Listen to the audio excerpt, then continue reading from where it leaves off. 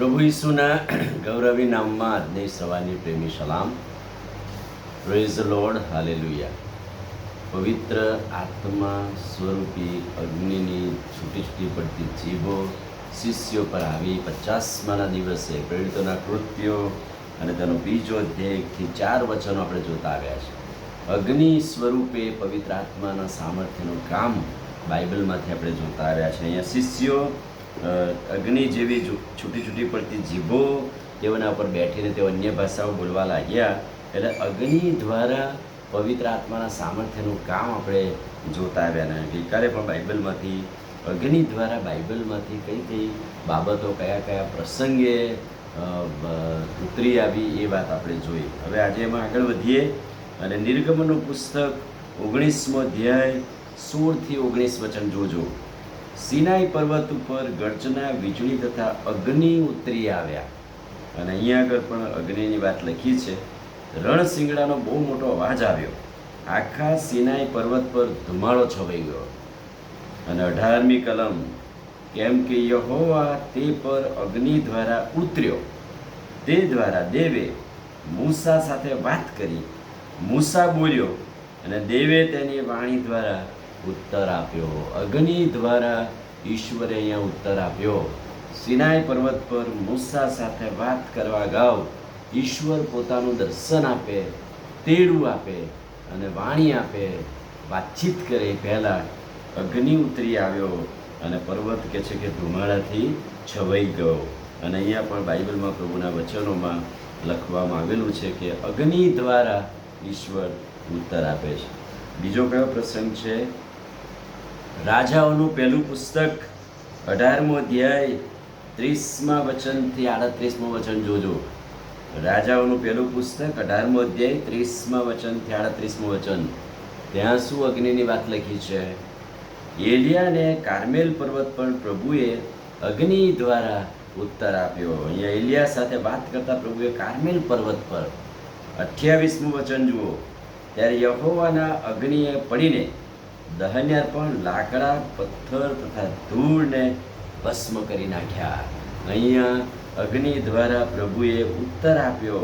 યહોવાના અગ્નિએ દહન્યાર પણને ભસ્મ કર્યા. ત્યાં પ્રભુએ બતાવ્યું પોતાનું પરાક્રમ કાર્મેલ પર્વત પર.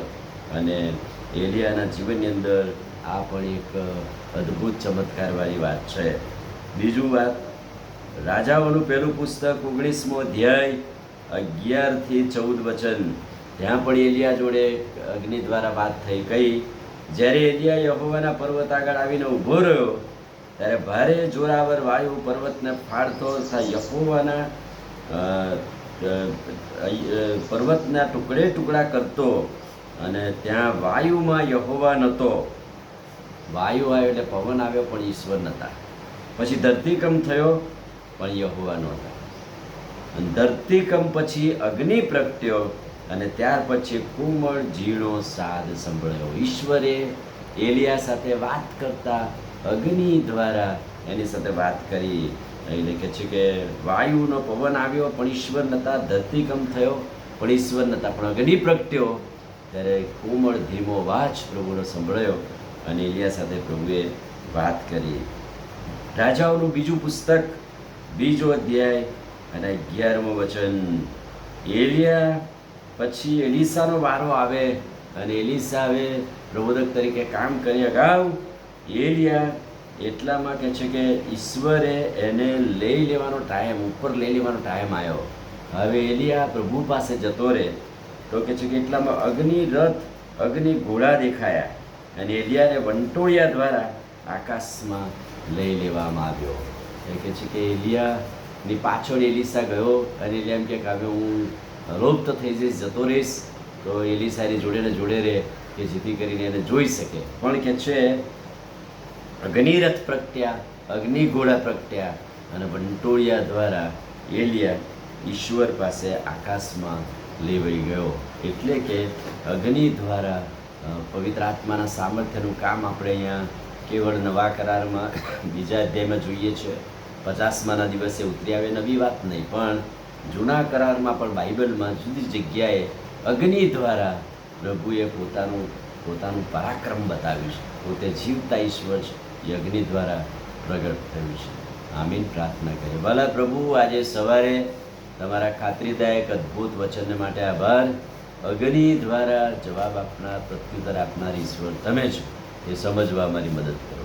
પ્રભુ ઈસુના નામમાં માંગીએ છીએ, સાંભળોને માન્ય કરો. આમીન. વર્ધેશ.